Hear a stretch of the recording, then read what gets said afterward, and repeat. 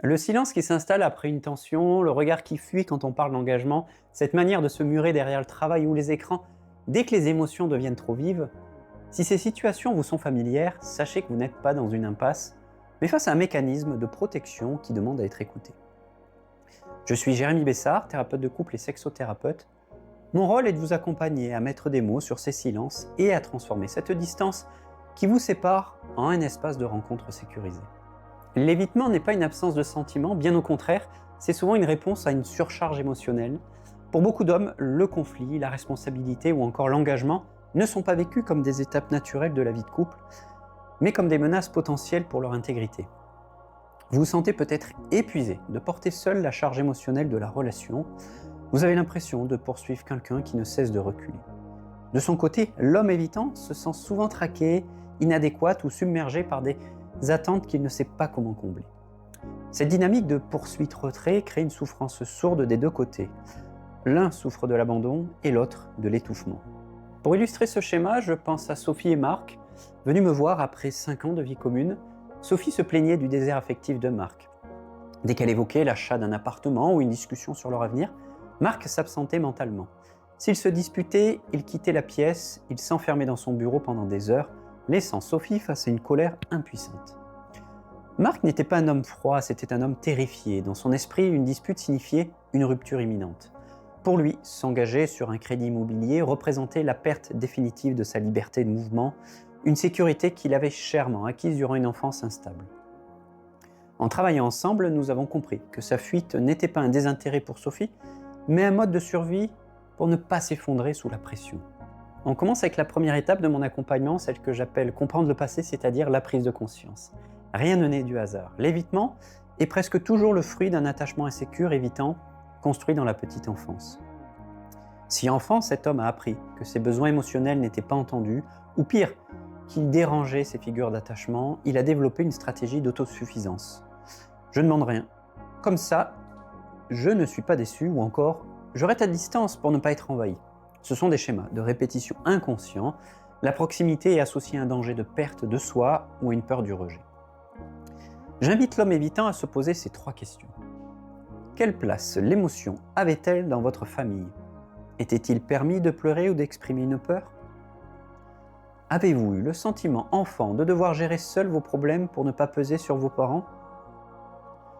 Qu'est-ce qui vous fait le plus peur dans l'idée de dépendre de quelqu'un ?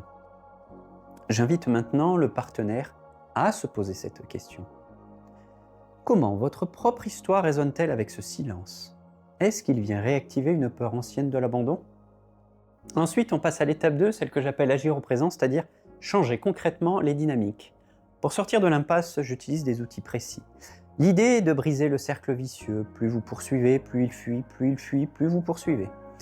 Plutôt que de fuir une dispute de manière sauvage, nous convenons d'un protocole. L'homme a le droit de dire « Là, je me sens submergé, j'ai besoin de 20 minutes pour redescendre, je m'isole, mais je reviens vers toi à… » et à ce moment-là définir une heure. Cela rassure le partenaire sur le fait qu'il n'y a pas d'abandon et cela permet à l'homme de ne pas agir sous l'emprise de la panique.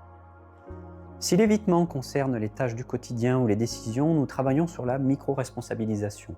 On ne demande pas à l'autre de changer de personnalité, mais de s'engager sur des actions précises et mesurables sans que le partenaire n'intervienne comme un parent contrôlant. Et ensuite, on termine avec la dernière et 3e étape, celle que j'appelle construire l'avenir, c'est-à-dire l'ancrage durable. La thérapie est un tremplin, pas une béquille. Une fois que les mécanismes sont identifiés et que la communication est rétablie, l'enjeu est la pérennité. Mon objectif n'est pas de vous rendre dépendant de la thérapie. Les actions d'aujourd'hui doivent devenir les habitudes saines de demain.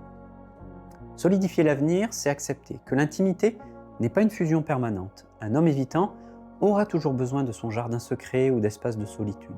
L'avenir du couple réside dans la création d'un cadre où la proximité ne rime pas avec envahissement.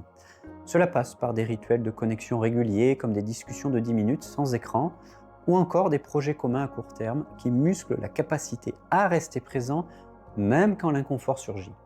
L'évitement n'est pas une fatalité, c'est un langage qui attend d'être traduit. Derrière chaque homme qui fuit se cache souvent une immense vulnérabilité qui ne demande qu'à être accueillie dans un cadre sécurisant. En choisissant de regarder ces mécanismes en face, vous ne sauvez pas seulement votre relation, vous offrez la possibilité d'une rencontre véritable d'homme à femme, d'humain à humain. Le chemin vers l'engagement n'est pas une perte de liberté, C'est la découverte d'une liberté plus grande, celle d'être soi-même pleinement aux côtés de l'autre. Le désir de changement est là, mais je sais qu'il s'accompagne souvent d'hésitation, et franchir le cap d'une thérapie de couple ou d'une sexothérapie pour soi ou pour son couple demande un vrai courage. C'est pourquoi je vous offre une première consultation de 30 minutes gratuite en visio. Ce n'est pas qu'une simple prise de renseignement, que nous choisissions de travailler ensemble par la suite ou non. Ces 30 minutes sont un moment précieux pour déposer ce qui pèse vraiment, c'est-à-dire mettre des mots, enfin, sur cette tension sourde ou ces non-dits qui se sont immiscés dans votre quotidien. Mais également éclairer les dynamiques invisibles. Je m'explique, nous allons doucement explorer ce qui se joue sous la surface de vos conflits ou de votre distance. Et ensuite, sentir si mon accompagnement résonne en vous, c'est-à-dire échanger sur la manière dont je peux vous guider, que ce soit en couple ou en individuel, à mon cabinet ou en visio. Mais peut-être que vous sentez encore l'hésitation. C'est normal, l'hésitation, c'est souvent la voix de vos peurs profondes. Mais si on l'écoute trop, on reste paralysé dans une situation qui, elle, ne fait qu'empirer. Il n'y a pas de moment parfait, il n'y a que ce premier pas, courageux, vulnérable et sincère. Venez vous autoriser à vous retrouver avec plus de légèreté, de vérité et d'amour. Cette première consultation offerte est un moment que je vous réserve avec soin. Je vous invite à prendre un instant pour répondre à ces 3 questions fondamentales. Elles vous permettront de vous assurer que vous êtes prêt à vous engager dans un travail de fond et que mon accompagnement est le bon pour vous. Quel est le véritable coût émotionnel de votre situation actuelle si rien ne change ? Qu'attendez-vous réellement de cet accompagnement ? Êtes-vous prêt à vous investir en temps, en énergie et en budget pour transformer durablement votre relation ? Afin d'illustrer mes propos, j'ai choisi de vous partager quelques extraits de l'histoire de Sophie et Marc, un couple que j'ai eu le privilège d'accompagner. Bien entendu, les extraits sont partagés avec leur accord et dans le respect de leur confidentialité, les prénoms ont été modifiés.